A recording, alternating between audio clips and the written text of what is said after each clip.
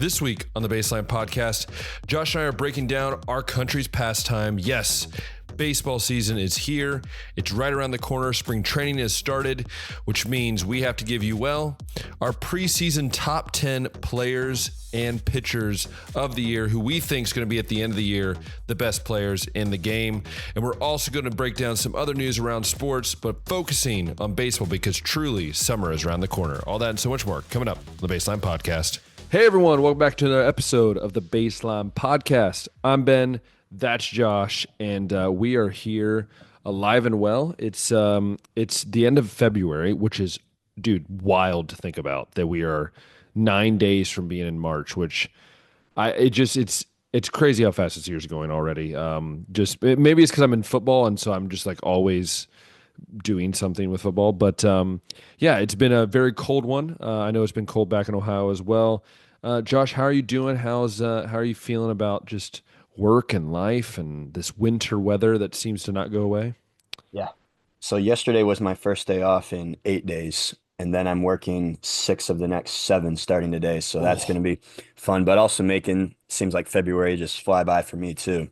And weather-wise, yeah, we have had some cold here. We've had some sub-zero evenings out at Yeah. the factory, but I also had a energy drink explode in the back of my car that just because it froze and expanded and just blew open the can and got to see See, that. this is that's why you don't store stuff in your car, Josh. You, yeah, you can't forget that. I've never had that happen before, but this is the first time I've seen it. I got to go into my car after a shift and was like, why does it smell like blue slushy all over the place? And then I looked down at my feet and it looks like there's like this rock salt. It's frozen blue drink, mind you, but I pick it up and I smell it. And I'm like, did someone like just break into my car, dump a slushy and leave like as a prank? And then I like seen the can in the back and was like, oh, there you go. That's what it is. So yeah, most of it all went under my driver's seat too, which made it really hard to like try to get out. I got most of it just by moving the seat all the way forward and scooping what I could from the back and then move the seat Yeah. back, scoop everything I could from the front. But yeah, my car's gonna smell like that for a little bit, I think. It's a darn shame. But yeah, that's how things are going over here, Ben. Going fast, working hard, trying to stay warm, not leaving drinks in my car ever again, that kind of stuff. Hey, it's the way it is. Yeah, dude, it's cold here, dude. Like I just got so if you didn't know, we record this on like a Tuesday or a Thursday usually, and it's a Thursday, and I usually have practice like usually like at night. So like it's cold here. Like in the daytime it's cold, but dude, when this sun goes down, man, dude, it gets so cold outside. Like I wore triple socks today and my feet were like frozen. Um Hmm. it's just not fun. But no, anyways, it's been been good. Football's been going well. We have Americans arriving this next week, which is good for our team. Yeah, life is good. It's busy, but yeah, everything's going well. What's not going well is the NBA's attempt to have an All-Star game. Or Um, an all-star weekend, yes. honestly. Now I know you're going to look at the title and go, "We're not talking about the NBA." You're right. 90% of this episode is going to be about baseball because we've told you that. But we did need to talk. We did need to bring up the point that we have said. I mean, Josh and I have said this for the last like 3 years, but I thought maybe there's a chance, slightly, maybe a little bit, that it could get better. But I'll be honest with you, Josh. Before we get into the details, 'cause I know we have our own takes on this. One thing I'm going to start with, even before like even the game itself or the game, is the sadness of seeing LeBron James just decide hours before the game that he's not going to play when he probably could have let people know 4 or 5 days in advance and allow somebody else to take that spot.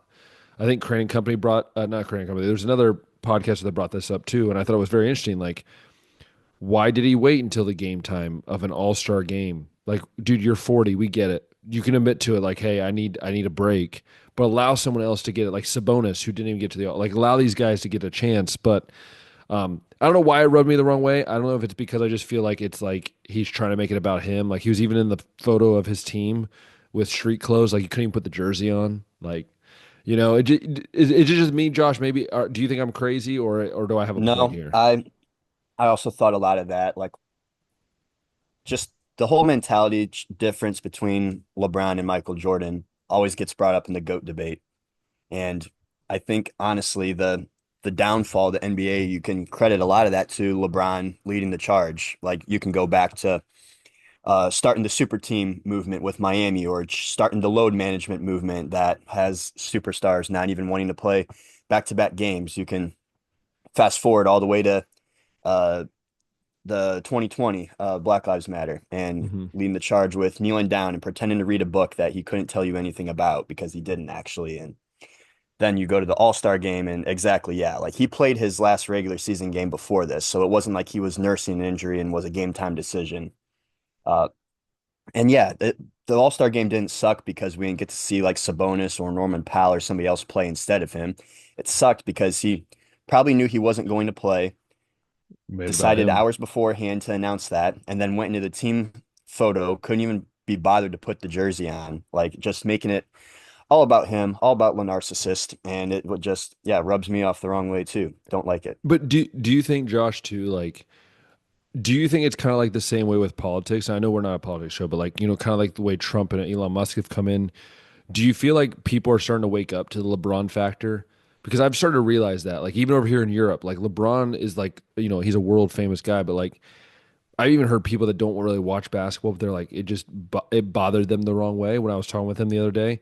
Do you feel like this LeBron factor of like, dude, just like grow up and like be an adult? Do you feel like that's starting to hit people now more than it has before? I think LeBron still has like his fan base of cronies that'll defend him till the day he dies, but every player has that. But I do Yeah. think that more people like in the national media might be taking note of that. I think more of like your casual fans like us, or Yeah. even just like NBA fans in general might have something to say about it. They might feel at different levels frustration or annoyance, but I think people are starting to see it as he gets older. Yeah. It just seems like there's more and more of this. Uh, Not necessarily just playing the game. You can look at 40-year-old Michael Jordan. He was an All-Star game starter. He had to get his knees drained out like almost after every game because of uh, either an injury he was dealing with or just like the old age or whatever, but he loved playing the game. Also, And I mean, we're gonna, it, it's also fascinating to me too because didn't he just play last night too? LeBron had a poster. Like we're recording this on Thursday. I believe he played on Wednesday, and he posterized the guy, by the way, that they traded for, but then the trade got revoked, obviously, because of his physical. But he dunks on a guy. So as a guy, what in yeah, LeBron played last night. 4 days removed, and you can play? I'm Played the game before the confused. All-Star game, played the game I'm after the sorry. All-Star game.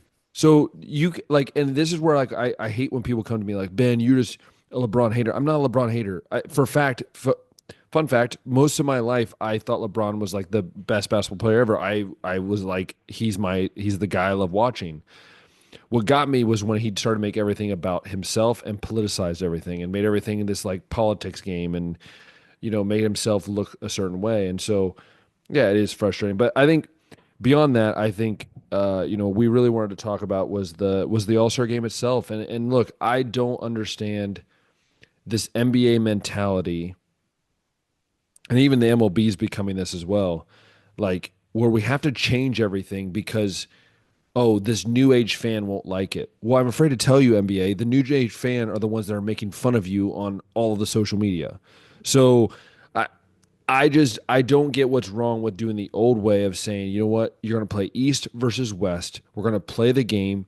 Yes, it might be high scoring, but at least we're going to play basketball. We're not going to stop the clock. We're just going to keep on doing what we do. And baseball's starting to get away from the two. Like, Josh, why can't we have that? Like, why can't we just have what every fan probably truly wants inside? The same with the Pro Bowl in the NFL. Like, why can't we just have that? Yeah, I think at least in the NBA, it starts with the players. Baseball, it seems to be much more like front office driven, trying to draw like more fans from different Yeah. uh, areas. But as far as basketball goes, I think this all starts with the players. Like they have been making all these kind of changes because the standard format of East versus West, 4 quarters, has been mostly unwatchable too. Guys don't take it seriously. It's just a Mhm. bunch of jacking up threes, half court shots, uncontested alley-oops, all that kind of stuff. And it's fun to see that sometimes, but just like the game itself uh, isn't as fun as it used to be to watch. So Adam Silver's trying to get a little too creative, I think, changing the format like the 2021 I thought was pretty solid. If I remember, if I'm getting the date right, that was the one where they played to like a certain score each Yeah, quarter and yeah, then yeah, had like the charity money on the line. yeah. Like that one was actually a pretty competitive game, the first time in a long time. I thought the player draft was kind of a fun little thing to try out, but I think the reason that you got the format that you do now, where you're playing like all these mini games and you got a 4 hour long broadcast with about 45 minutes of actual basketball being played, is because you're out of ideas of how to make these Mhm. guys care about the game. And that all, of course, stems from LeBron and the load management and the meaningless game talk and can't be bothered by, stuff like this. But um, yeah, just this one was like the absolute worst of all time. Like I said, barely any Oh, it's basketball. You awful. got you got Kevin Hart out here making jokes that like aren't that funny. You got, And all also your are like on the line commercials, of like, skits. also on the line of like, why are you making this joke when like families are around? Like some of the stuff he says, I'm just like, Yeah, some of it wasn't even all family friendly either. That's a whole other discussion. But yeah. yeah, there's got to be something, a mentality change among the players. Even like some of the guys that got interviewed, like Trey Young said that he wasn't really a big fan of playing it that way either. And it's like if you go too far this way, you're going to make a game that the players don't even want to be in, kind of like how the Pro Bowl is. And then the superstars are just going to sit out of that one too, and you're going to have a bunch of scrubs just playing each other eventually. But yeah, I think that has to start with the players, like wanting to be involved, wanting to or caring about the fans, Or caring even like, about the ticket sales. even for me, Josh, it even goes to the skills competition when the Spurs got kicked out because they took the lazy route. They Yeah, just grabbed the ball and just chucking it. Like if you're a no skills in competitor, that. if you're a competitor, then do you not care? Like Chris Paul is one of the biggest competitors we've ever seen when it comes to the game. And Wembyama, like it just, and look, I'm glad the Cavs won that. That was cool. And look, I don't think it's every player. And I want people to understand that. Like, I'm not saying that every player is like this, and Josh is not saying every player is like this, but the big names are like this, and that's the problem. Yeah. Like if you had a bunch of younger guys, I think it would be more competitive because they're just naturally, I think, more competitive right now. But I that's just think too the fact that they have to pull Mac McClung out of the G League every All-Star weekend to like, make it somewhat no, don't get me watchable when wrong. The dude's a that should be a freak. superstar, that should be a superstar driven game. Yeah, Competition. don't get me wrong. He's a freak though, man. Like I'll take a white boy that can dunk. I'll take it. Yeah, like it should be LeBron James, Ja Morant. It should be these dudes that we've begged for years. But uh, Yeah, I say it yeah, all starts with the players. I then PK Subban's been on a couple interviews with ESPN, I think, on some of their yeah, shows. He's yeah, had some yeah, pretty good takes about just the difference in the mentality of the players. Like that's kind of where it all starts, and I gotta agree with him. So if you guys want to find those on like YouTube or Instagram or something, definitely go check yeah. those out. Thought some good takes, but yeah, you can see the difference in the way that the NHL players take things like this Four Oh, Nations they tournament, care, which man. They care. they do. Like this is something that guys in the NFL or the NBA would just deem as a meaningless game, take a vacation, go and have fun, like messing around or whatever. But you get three fights in the first 9 seconds of the United States Canada Yeah, game. You get like Chuck walking around stick checking people. You get Canada fans booing the United States national anthem. For you guys that aren't familiar with this, the Four Nations tournament is a four-team tournament between hockey players from Finland, Sweden, United States, and Canada. We actually got the championship game tonight between United States and Canada. So Saturday, United States defeated Canada 3-1. Finland defeated Sweden 4-3 in overtime. Then Canada defeated Finland 5-3. Sweden defeated the United States 2-1. Now we got the championship face-off between the United States and Canada. I don't know how that works since the United States technically lost to Sweden, but yeah, uh, anyway, that championship game is tonight, and I'm sure that there's going to be just as much energy and effort and It- intensity as there yeah, was that first one. But it's a totally different mindset between the players yeah, to be able to do stuff like this during the middle of the NHL season, yeah. mind you. No, it is interesting. I wonder too, Josh. Do you think that what makes it more for these guys is they're representing their country?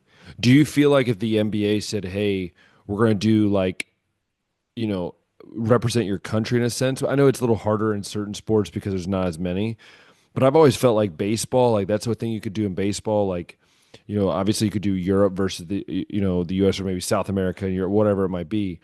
Um, I just wonder if maybe playing for your nation just you gives you that little extra pride, that like I can't just be like a sorry butt out there. Like I actually have to care and put my effort into it.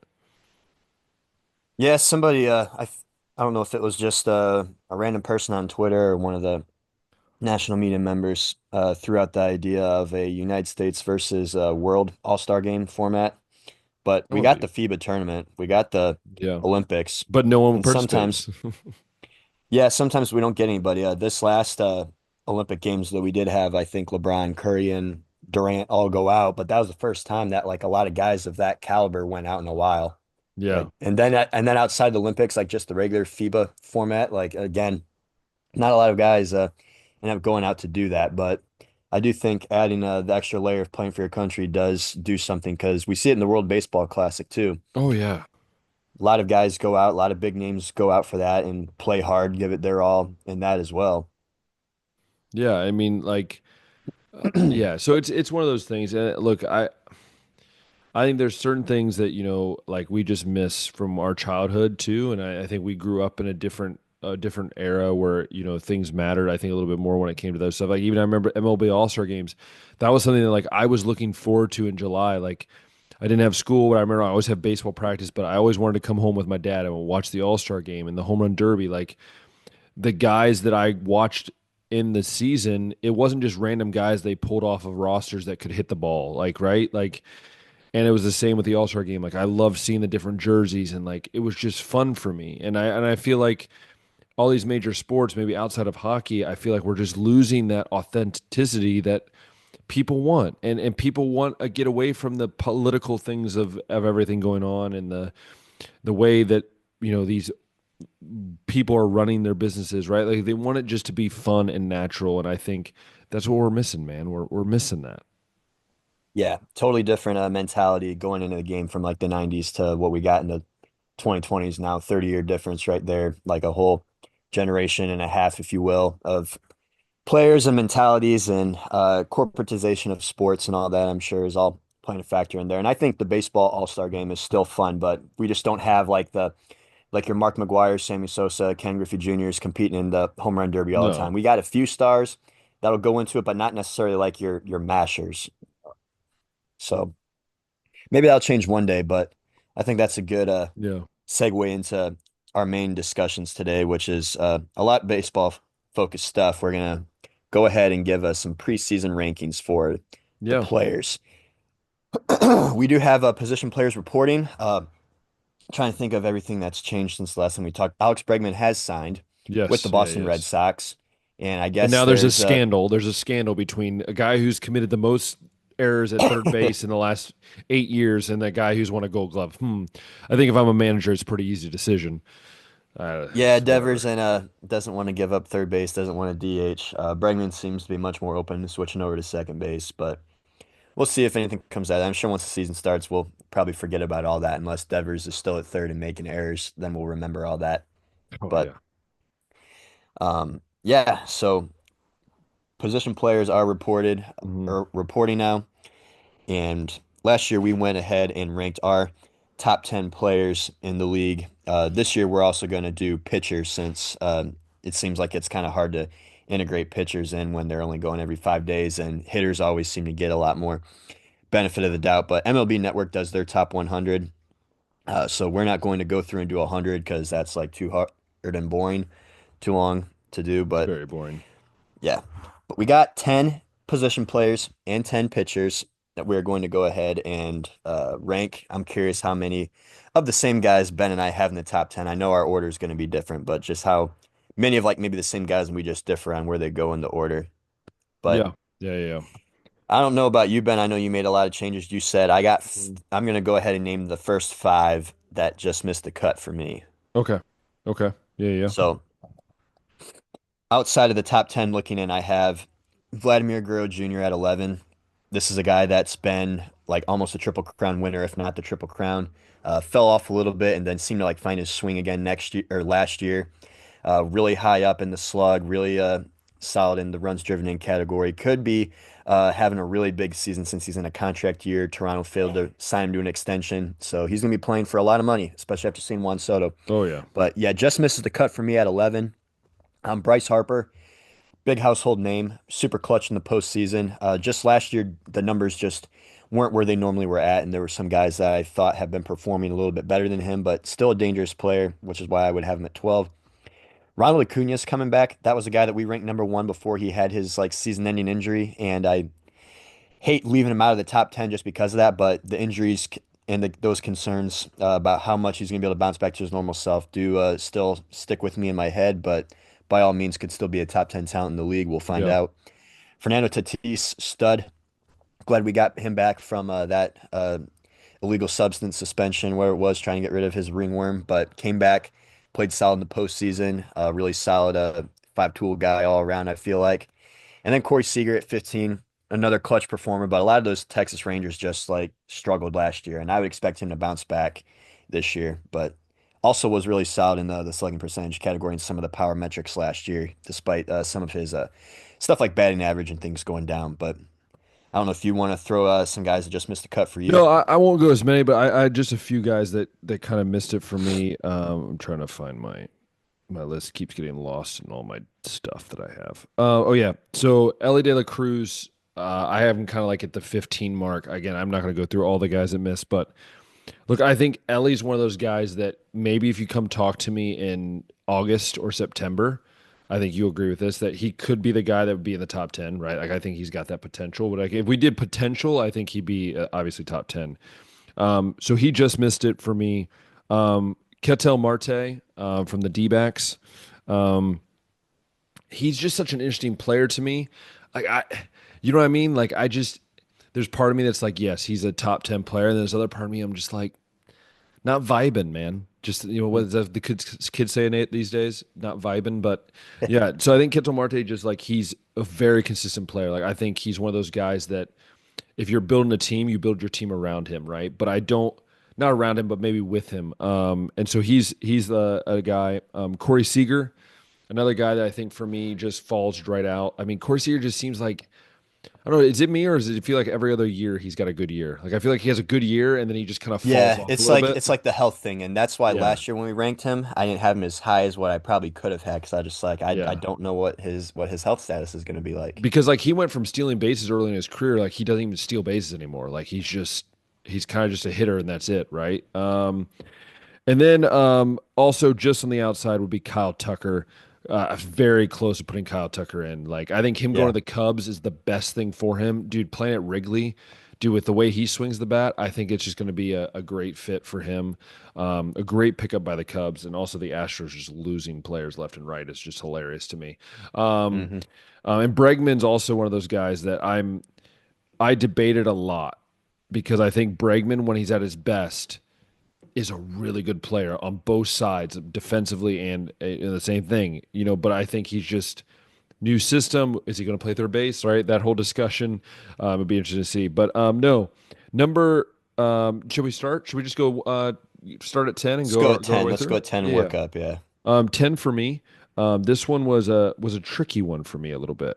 I kind of have two guys, and that was I was like I told Josh before I got on here, I swapped like 70 times as I was going through this. Number 10 for me is Acuna, Ronald Acuna Jr., and I think part of it is a combination of what he has done historically and what I think he can be this year. Again, he's coming back from knee injury. Will he be the same player? I don't know, but I do like what I see. I think he plays in a fairly hitter friendly ballpark, and I think he plays in a division that is going to give him some opportunities to really swing the bat. We'll see what he does health wise, but for me, I think he's still a top 10 player in this league when he's healthy, and I think that's what I'm looking at for here. Yeah, I hated leaving him out because like he's literally a year removed from a 40-70 season. I don't know because the knees are a concern there. But yeah, still one of the top talents. 10 for me is Ketel Marte. And you said a lot of good stuff about him. Very consistent. It was a guy that I didn't expect to have in my list, but from running through some of his numbers last year, Ben, he was like He's top 10 in solid, man. OPS, He's top 10 in solid. WAR. Top 10 in slugging percentage, which you wouldn't expect from a second baseman. Top 10, I believe, in I on think for base me, I just need to see percentage. more than I just need to see more than one season at this level. I think that's what kind of kept me from not putting him in the top 10 as well.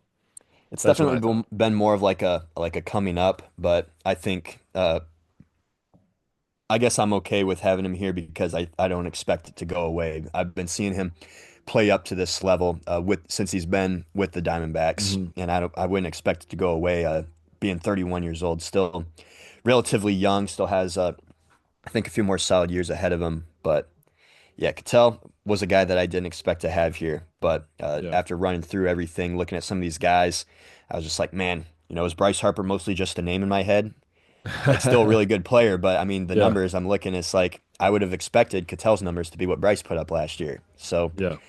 just like I gotta like disassociate myself from some of these names a little bit and look at like who's actually performing, and that's why Cattell's at 10 for me. Yeah, that is a tough one, I think, for any of us to really pick through. But number 9 for me, I think I might get a little. I think this list for me is Josh is going to be a little confused. But number 9 for me, I'm going Vlad.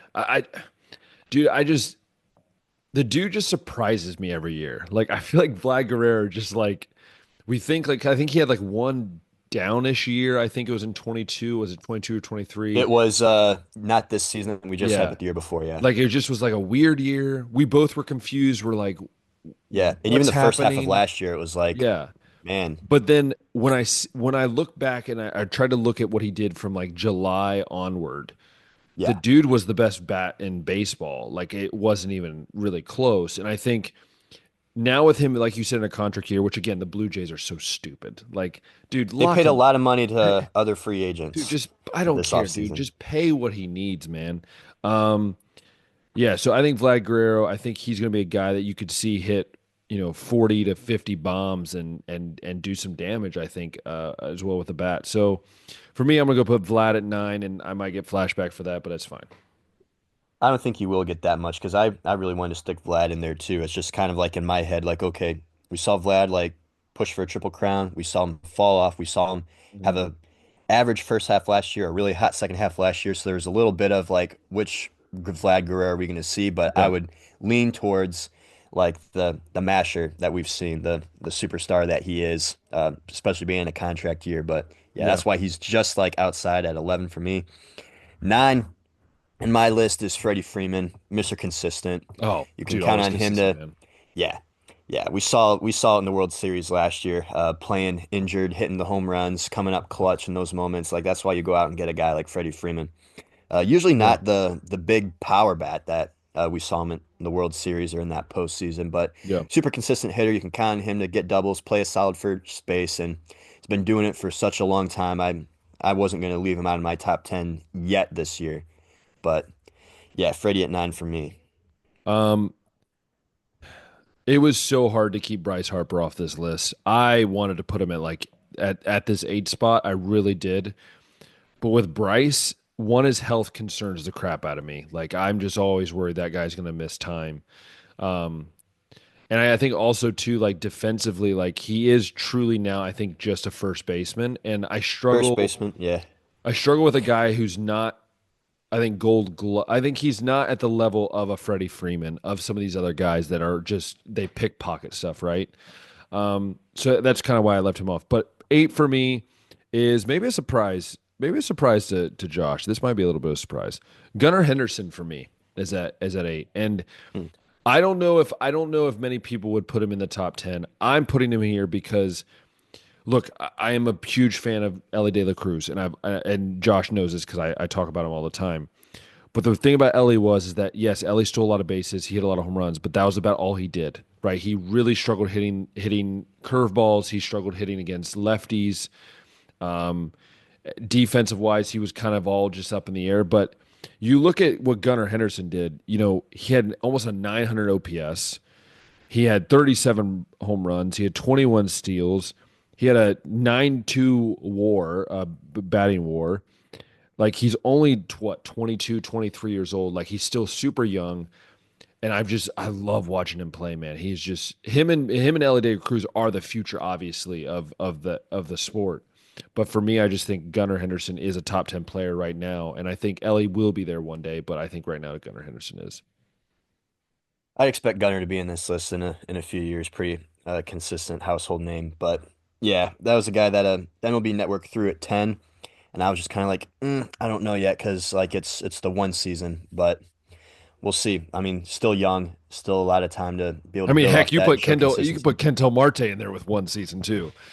But he's been building up to that. Like he's been I know. consistent for like I'm years just and saying, years. like having a really good season is like, Yeah, you know, for sure. Eight for me is Frankie Lindor. I don't know if a lot of, I mean, we got a lot of good shortstops. You just mentioned a I'm couple not of them. having him in my list. I can tell you that much right now. He is not on Okay. my list. Well, I don't think that I think that the Frankie MVP campaign last year was a little bit overblown, mostly just from people that hated that Shohei was a DH and they wanted someone with Yes, I know. defense. Yeah, they want. Yeah, Yeah.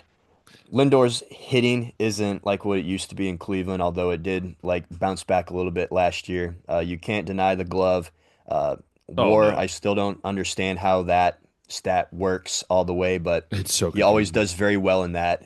Wins above replacement for like the average player, like really solid shortstop. But pushed for I believe he had a 30-30 season last year Mhm. as well. Yep. Yeah, yeah. So just in terms of like the five tool, like he hits good enough. The defense is solid. The Mets seem to go as he goes, so there is value Which is there scary, with but him. yeah. Yeah. So Lindor for me at eight. Yeah, seven for me is your man, Jose Ramirez. I love watching Jose. I mean, even though he's a Guardians player, and obviously I'm a Reds fan. Mhm. I always root for the Guardians, when they're not playing the Reds. And Jose Ramirez, man, he's the weirdest power hitting speed guy you've ever seen because he looks like he shouldn't be stealing bases because he looks like he has a pot belly every time he plays. But yet somehow this guy is fast, he's quick, he can hit the ball, he can defend. Um, and he wanted to be in Cleveland. And anybody that wants to stay in Ohio for an Ohio team, I'll give him credit for it. So yeah, Jose Ramirez, man, he's gonna be number seven for me. J Ram is number seven on my list too. In 161 games last year, almost had a 40-40-40 season. Oh, We'll never know. They took that away from us getting the 40-40-40, but yeah, at this point he's just so consistent and it's weird how he can get like the home runs and the steals that he does, the extra base hits that he does. Just what a stud. I feel like even at seven, most of the time he's underrated league wide. I think the MLB Network put him at nine, but yeah, it's that a was guy where it's crazy. like you kind of like forget, like you get a little bit bored, I feel like, with seeing like the same numbers over and over and over again. But when you look at him, it's like this is really good. Like He's almost like the Ben Roethlisberger of players, because Ben was the same way. It's like, wow, those are really good numbers every single year. Gives you the same you, thing you every just single kind of get year. bored because it doesn't like ever like Not elevate, or flashy. he'll never go off for like that 60 home run season, but No. he's always going to be in like the 30s or the 40s, Yeah. And so and you yeah, need that. 100% agree with you. Hey, we Yeah, agreed on one. We agreed on one. we got one Six there. for me is Freddie Freeman. Dude, you couldn't say it any better. Mr. Consistent. Like that this dude is phenomenal. I know a lot of people are probably going to be like, "Why do you have him at six?" I'll be honest. I'm just going to say now. I don't think Frank Lindor's not going to be in my list. I said that earlier. So for him, he's not in my list. And I think everyone else is there. I think that I can think of. But yeah, Lindor. So for me, that kind of is why I think I moved Freddie up. And yeah, it just makes sense for me. I think he's never going to have a bad season, and as the older he gets, he's kind of ages like wine. So yeah, that's number six. Six for me is Yordan Alvarez, another certified masher. I didn't expect to put him in my top 10. I thought he might be one of those guys on just the outside looking in, but he was top five in way too many categories last year. I was like, okay, that was stupid. Don't know why I thought that, but we just had such a good baseball season last year. Like there's Mhm. so many guys that like you could make arguments for in this top 10, and I thought Yordan might be on the outside looking in, but nope. He was in my top 10 last year, still in my top 10 this year. I believe he was top five in like a lot of those big categories like OPS, slugging percentage, on base Yeah, percentage, batting average, the WAR, like all those kind of things. Like he's still doing damage and probably gonna be doing even more damage this year just because the Astros don't really have a whole lot of other guys they're going to be hitting. Yeah. But I mean, heck, even Jordan like at isn't 6. isn't Jose Altuve moving to like left field or something like that? They've had him like taking reps at Which left, and I I'll don't be know why. honestly, if you're in left field in Houston, it's not really that big of a challenge. That's just where So Jordan's been playing, so I wonder if they want him to be a full-time DH now. yeah, and I looked by the way also that Jordan did not make my list. I think I'm at like 11 or 12. For me, it's just Jordan. I think he's such an interesting player, and I think defensively I struggled with like what do they do? You know what I mean? There's just certain players I just go I didn't know like kind of where to put them. But for me, I believe we're on five, right? Yes, correct. Yes, five. For me, five is pretty simple to me. That's Mookie Betts. Dude, talk about Mr. Consistent. I think Mookie Betts might be up there too. I mean, this guy plays Hmm. any position you ask him. Hey, you want to play? Can you play shortstop for us this year? Sure, I'll do it. Can you play second base for us this year? I'll do it. Like he's always going to do what's best for the team. And look, the Red Sox were stupid to ever. The fact that he ever left them is just Traded him for like nothing because they didn't yeah, want to pay him. yeah. And so for me, Mookie Betts. I mean, the guy. He's not a big dude, but man, he's got pop in that bat. He can truly play almost every position. Yeah, Mookie Betts. 5 for me is Juan Soto. Fell off a little bit with the Padres, Mm, bounced back with the Yankees. I thought him and Judge were so good together, and I I don't know how he'll look with the Mets, although he will have Lindor and Alonso around him, which that'll be nice for him. It won't be the same, but wanted to be in New York. A guy that always seems to elevate in the postseason. Below average glove. So if you wanted to like argue why you wouldn't have him higher, then I'd hear that. But just as far as like a hitter, hmm stud, still young. Seems like he's been doing it for so long because he came into this league at 19 years old. hmm But one of my favorite guys, and I don't expect him to fall off switching over to the Mets. So he's at 5 for me. Yeah, four for me. Four for me is a Juan Soto. Kind of similar reasons you said. I don't think he's a top three player in this league. I think he is a top five player in this league. I just got to see him do with the Mets, man. I hope he hasn't regressed. I hope that he can. I hope he'll stay where he's been at, especially with the Yankees. But I do worry that when you go cross town, will there be some sludge, as you would say? But we'll see what happens. But yeah, I think him at number four for me is good. And then Mookie's at 4 for me, so we just flip-flop those guys. But Mhm. you basically said everything. One of those guys has been a Yeah, five tool for so long, been doing it for so long. He's got some pop in that bat. He can run. He can field multiple spots. Play really good glove at short, second, outfield, wherever you yeah. need him. He's going to do it. Yeah, and I'm going to kind of go back to back to back former teammates. And I'm going to go at number three, Aaron Judge. I mean, dude is 6'7" playing center field. Has anyone thought about this for a second? He's 6'7", 240, and he's playing center field. When was the last time I mean, you rarely saw like Adam Dunn, who played for the Reds. He was about 6'6", about 270. He played left field for many years, but once he got to a certain weight or a certain kind of like time in his career, he just stopped playing, outfield and just played first base. Dude, Aaron Judge is in his 30s. Like he just keeps going. So for me, like Aaron Judge, just he can hit the ball, he can field, he's got a cannon of an arm. Yeah, just fun to watch. Yeah, I wonder now that Bellinger's there and Soto's gone if Judge will move over to right. Yeah, which would be We'll find smart. out. But Yeah. 3 for me, this might be like an overreaction and way too high up, but we'll find out. Bobby Witt Jr. Super solid season last year. He's Signed a been one of great the has a great deal, by the way. Great team Yeah, friendly deal. really great team friendly deal that he signed. So I really like him for that reason too. But just last year, him and Judge, man, in the American League and Soto, I mean, also there were so many. Each of them probably would have been MVP in any other year in that league, but Yeah. Judge just was so phenomenal that you couldn't ignore it. But Bobby plays such a good glove. He's got, pop in his bat. He's got Mm. him and Judge both finished with over like 10 WAR, which is crazy. We haven't seen that for like so long outside of I think Jeter and A-Rod like 20 years ago or something like that. But yeah, Bobby Witt, one of the young emerging stars in this league. Uh, we'll find out if he ends up like coming back down a little bit to earth. But I would think that from what we've been seeing since his rookie year, just a few years ago, up that he's been building up to this level of superstardom. And maybe putting him at three is, like I said, a little bit more of an overreaction for like one phenomenal season, really, but a few other solid seasons. But I was just looking, I was like, man, I think we're running through. I'm like, I think I'd rather have Bobby than like some of these other guys right now.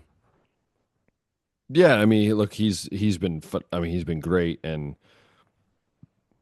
like he is like he wants the team to be around him. He wants Kansas City to be home, and that's awesome. And no, you're not crazy, Josh, because I have him at number two. So Okay.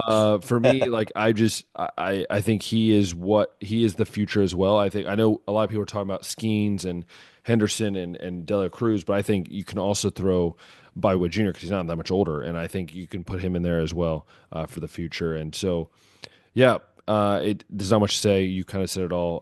That's who my number two is. All right. Well, my two, we flip-flopped again. I got Judge there for basically Yeah, all the same reasons. Big bat. I don't think that that's going away anytime soon. Well, I guess we'll find out like how much Soto really did help him because we've seen Judge hit 60 without Soto, but like I said, I think both of them like being there like really helped the other out.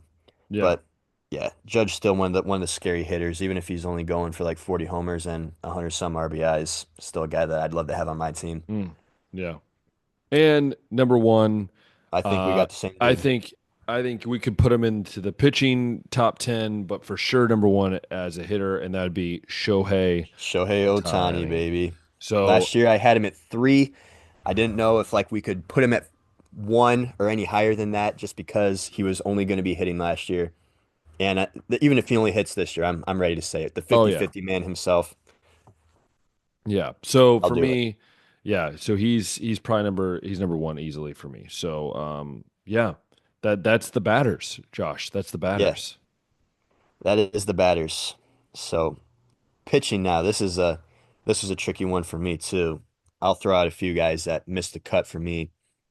Uh, I did have Emmanuel Clase on the outside looking in. I know that's a reliever, and so you can look at those a little bit differently. But just what he was doing with the cutter last year and the saves and the ERA, it was just phenomenal. Had some Cy Young consideration there. Um, Michael King's another guy. In the playoffs, he just had like that slider was coming out super nasty. Really good get for the Padres in that one Soto trade that they made with New Yeah, York. The guy that I think is going to be a household name for a little while. Logan Webb, another guy that's been consistent, but I think a few other guys might have passed him a little more recently. And then Logan Gilbert from the Mariners, a part of that star-studded pitching staff out there that I think led baseball in ERA, if I remember right, or was pretty close to it. yeah, But those yeah, are a few yeah. guys that I was just like almost, but not quite. Yeah, it is tough. Uh, One of the guys that's on the outside, again, I won't go through all the numbers, but like one of the guys on the outside is obviously Hunter Green from the Reds. I think he's got a lot of potential. He has a great team friendly deal, by the way. So yeah, I think Hunter Green, one of the guys that I think could easily have been in the top group. Also, I'm trying to see what other guys that are different from yours. Um, oh yeah. Also, I have where did he go? Where did he go? Oh, there it is. Blake Snell for me is this one was interesting because I feel like if this was like a few years ago, he'd be on that list, but he definitely wasn't on the list for me. So those are probably the two main guys that probably didn't really make my list. Okay. So yeah, do you want to start number 10 this time? I'll start at 10, yeah. 10 for me. Got Dylan Cease here. There's definitely a Cy Young potential in him. We saw I believe, the no-hitter last year Mhm. from him. Uh, Guy that's gotten a few years of superstardom under his belt. Going to be the Padres ace again this season. Wouldn't expect that to change. But yeah, really like Dylan Cease and think that he's going to continue to do some good stuff this year. Number 10 for me is going to be Emmanuel Clase. Emmanuel He Clase. put him in, not me. Because look, I think there's a few really good pitchers, but I also feel like you can't go unnoticed. Obviously, the playoffs did hurt me a little bit doing this, but the regular season he was like unhittable. So for me, I got to put the best reliever in the game right now at number 10. Yeah. I almost did it, but I was just like, I like some starters better, or would rather have some starters or take some starters first. Uh, Number 9 for me is a guy that some people might have forgotten about since he didn't play last year, and that's Spencer Strider. Oh, that's right. Yeah, Strikeout, I forgot about him. strikeout man himself. Hold on, I make an Uh, adjustment real quick. Actually, Go ahead. Yes, and go ahead. Keep going. all right. Well, 9 is Spencer Strider. We know that he's like a power pitcher, big strikeout guy. Uh, but even still, despite that, ERA went a little up in his last healthy season. And then last year had the injury that sidelined him for like the whole season. So he's coming back this year. I would expect him to be almost at the form that he was at. Even still, like not 100% Spencer Strider, I think is a top 10 pitcher still. But yeah, we'll find out like how much more easy it is to hit him because like I said, his ERA did go up a little bit, but we'll find out how much that fluctuates. But power pitcher, one of the guys that's really hard to hit, going to get you a lot of strikeouts. Love Spencer Strider. Yeah, I had Max Fried at number 9, and I just basically swapped Max Fried for Spencer Strider. Max Fried at going to the Yankees, it's kind of a tough, I think, tougher place to play. But also, yeah, Spencer Strider. I mean, the dude was lights out a few years ago, and I think he can get back there. But I do think he's still a top 10 pitcher in this league. So yeah, I'm gonna go Spencer Strider. All right. 8 for me, going with Framber Valdez. The year before, it looked like he might have been on his way out, but showed that no, he ain't going anywhere anytime soon. He's 31 going into this season at 31 years old. Last year finished sixth in ERA, put up a 15-7 record, still a solid ground ball pitcher that you can count on. Had a 4.5 WAR on the mound, 8.6 K9. Again, not like a power pitcher like what Spencer Strider is, but he gets outs and he doesn't allow a lot of teams to score on him. So Framber Valdez at 8. Yeah, yeah, number 8 for me. Kind of a tougher one, but not too crazy, I don't think. For me, I'm gonna go. I didn't go Blake Snell like I told you. He just missed it, but I'm gonna go kind of a similar route. I'm going Logan Webb here from the Giants. Um, it's an interesting one for me because I feel like he at times, and maybe you can tell me if I'm wrong.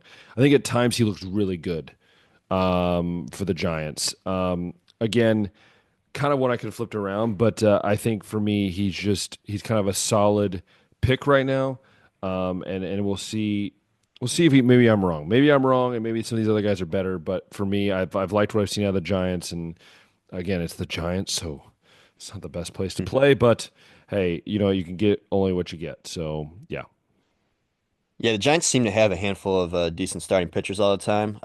Webb, though, last year didn't, I think, finish super strong in yeah, September. A little bit lower than what we've seen him, but I wouldn't fight it if it was top 10. Like I said, he was yeah. just on the outside looking in for me. Number 7 on my list. This might be a little lower than what some people have had him, but it's Chris Sale. And I know He's he's so coming off good, the Triple man. Crown season last year, but the 2 seasons before that, he had 11 games that he played. And He's it looked 35 ugly. years old right now. And I think that last year might have been just like that last ounce of steam that he might have had. And he put it all into like one final great season, which is awesome. I'm not going to keep him out of the top 10 by any means, but I think 7 is a pretty favorable spot still. But again, we'll find out if he's a guy that maybe can go till he's 40 years old, like Justin Verlander. I know Verlander has had uh, some health issues as he's gotten older too, but when he pitches, still a really solid dude. We'll find out if Chris Sale's like that too. But for now, I'm I kind of mean, putting him at yeah. 7 just out of that concern. I mean, think about it. We don't have like we don't have some of the guys that we thought we would have in this list. There's no Verlander, there's no DeGrom, there's No no DeGrom, no Scherzer. Scherzer, there's no They're aging like out. yeah, there's all these guys like they're not there. But for me, number 7, it's pretty straightforward for me, and that's Framber Valdez. Like I kind of agree everything you said. He's been secretly like really solid. So I'm gonna go Framber Valdez at 7. All right. So going to six. This was a tricky one too, and I know you already named him as a guy that was on your outside, but Blake Snell. Uh, Last year with the Giants, it started off a little rocky, and that might have been just because he didn't go through spring training. He was holding off for like a really solid deal, and Which he he's got nothing. it was Like, all right. I not, think it yeah, was it wasn't great. Yeah. nothing compared to what the Dodgers just gave him, but No.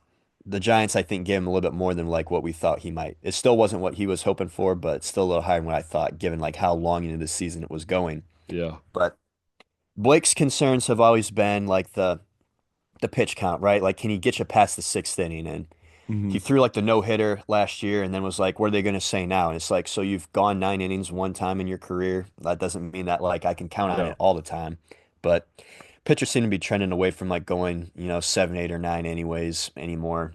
But I think Blake's solid. Won a Cy Young not too long ago.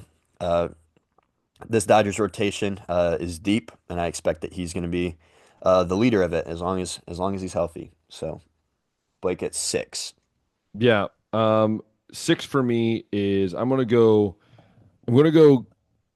Garrett Cole on this. I kind of been flipping between the two, but I'm gonna go Garrett Cole on this. I think he maybe I guess stat wise he didn't really have a down year, but it felt like he had a down year last year. I'm interested to see how he does. I always wonder if these guys are happy they've shaved their beards and stuff, but maybe he's fine. But no, I think Garrett Cole is on the edge of being a top five guy right now. I think I have five guys personally that I think are better. But again, I could see someone throw him in the top five. So I think Garrett Cole is the guy there, number six. All right. Number five over here, I got Corbin Burns, who's going to be suiting up with the Arizona Diamondbacks this year, and it's going to be Weird, necessary. odd. Very good get for them considering the fact they, I think, led the league in runs scored last year, but ended up missing the playoffs because pitching was way below average and what it needed to be. Yeah, So Zach Gallen has a guy that you can pair up with and be like, this is a solid one too. Corbin Burns, though, 15-9 last year, 292 ERA, 181 strikeouts, 1.1 WHIP. It's definitely going to be something that Arizona's going to need. This is a guy that's won a Cy Young with the Brewers not too long ago too. But yeah, one of the solid guys in the league, I think, still, and I got him at five. no, I'm with you. Five, same way for me. Corbin Burns, I think it makes sense. I think he's been solid for a few years now, and I agree with everything you said about him as well. Man, four, I think, is going to lead to an interesting discussion for me.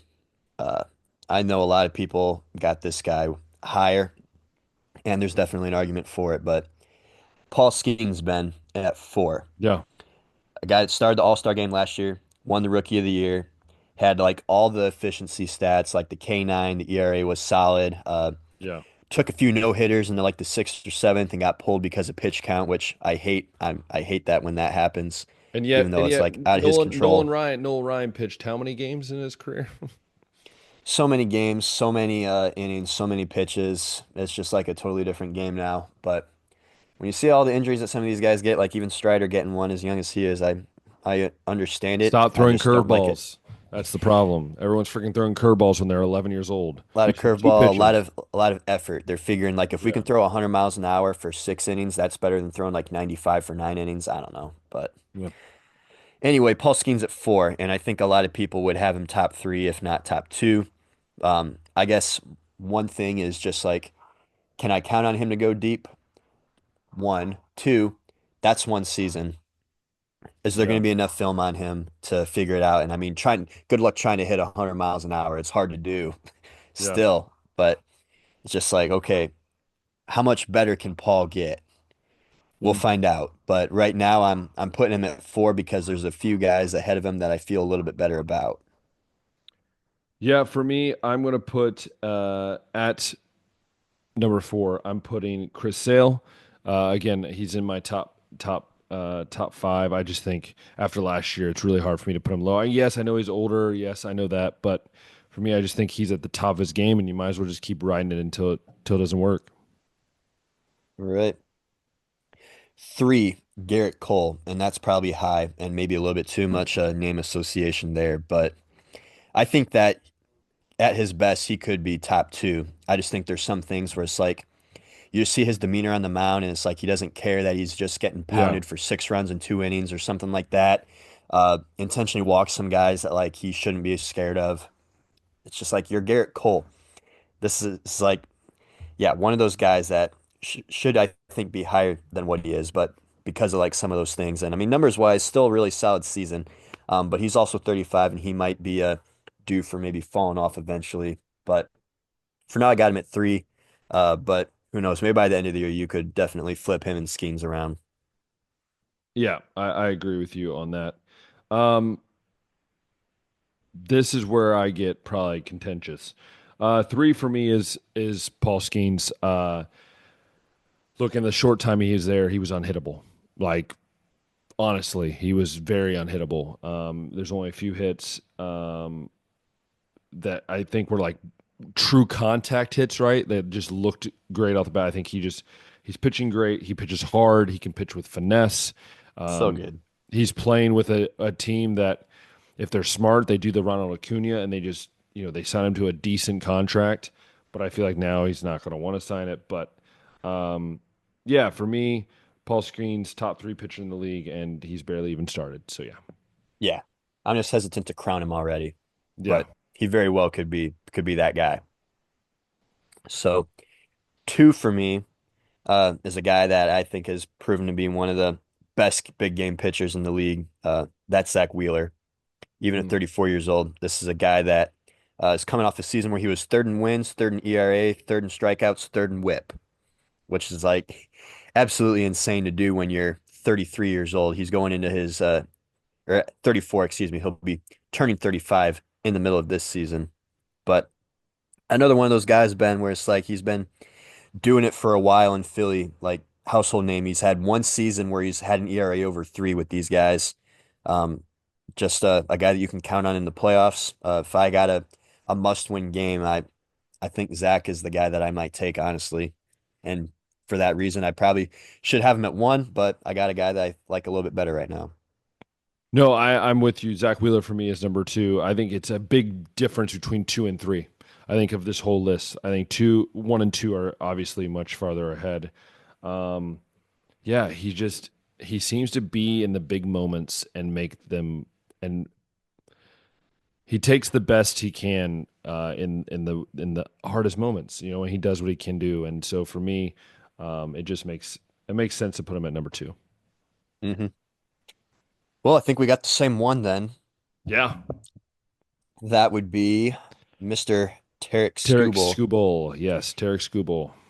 Yes, this is the guy that was Triple Crown in the American League last year. Has been working up to this season. That just finished his 5th year in Detroit, where he was 18-4, 239 ERA, 228 strikeouts, .92 WHIP, and like I said, he's been working towards this. Just a few years ago, his ERA was 4.34, then it was down to 3.52, then to Yeah. 2.80, and then last year to 2.39. I think he's going to keep building. I think he's going to be at this spot for a while.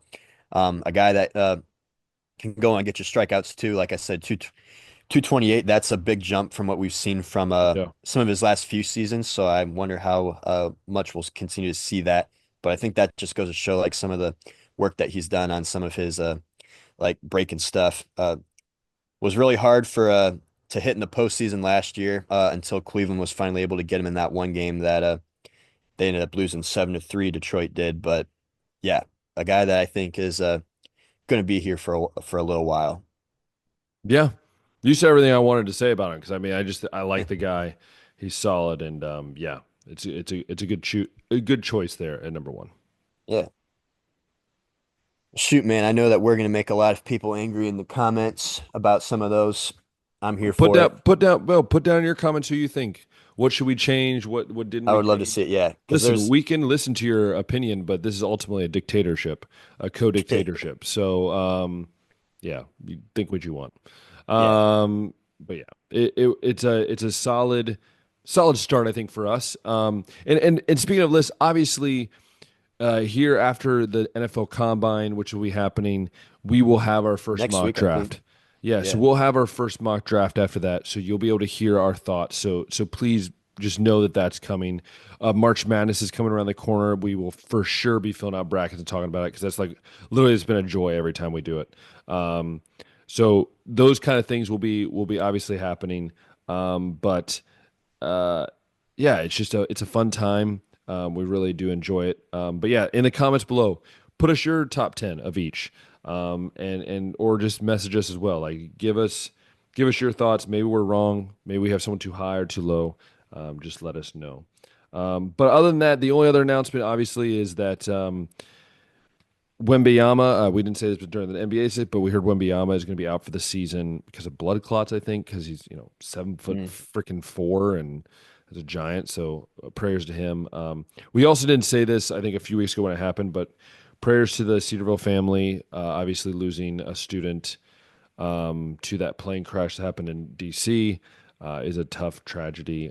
So our prayers do go to their families, to her family as well.